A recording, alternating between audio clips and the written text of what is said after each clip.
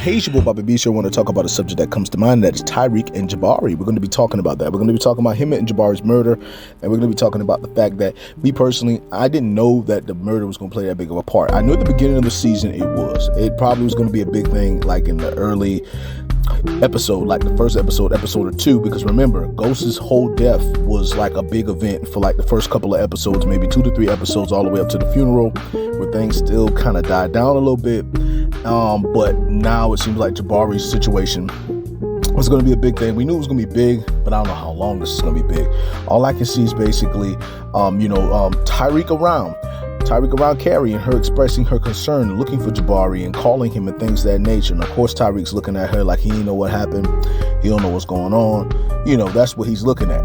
And then there's also the fact that Monet asking Tariq, does he know anything about it? Does he have anything to do with it? And him saying, no, he did not.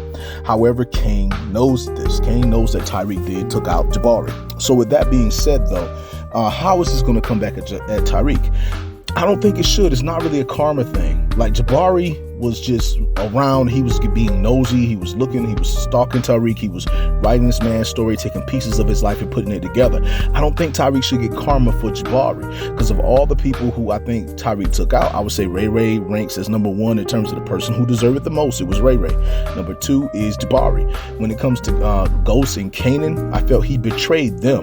But when it comes to like Ray Ray and Jabari, nah. Those were people who were trying to, get at him, get at his life. It's just Jabari was getting at him in more of a respectful way, saying, I know what you do, and I'm not going to tell, I'm not going to say anything, do what you do, but I want to put out a book based on you. I'm going to give you some of the money, blah, blah, blah.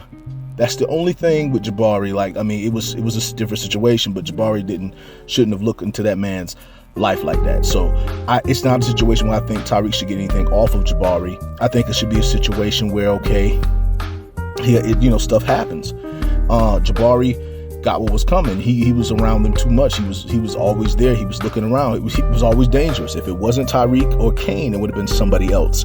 So when it comes down to it, I don't think Tariq should be paying for Jabari, but I do think he should pay for Ghost and he should pay for Kanan. Those two deaths he should definitely pay for. But when it comes down to it, though, I don't know what's going to happen. All I know is that I still think Tariq's going to have to go off on his own. I think that eventually, he's going to be around Mecca. It shows that him and Kane are going to be around each other a lot, and that Braden is going to be around it. So it's going to be pretty cool. I think this is going to be about establishing his drug crew and establishing what he does. And of course, him being at school, he's going to continue.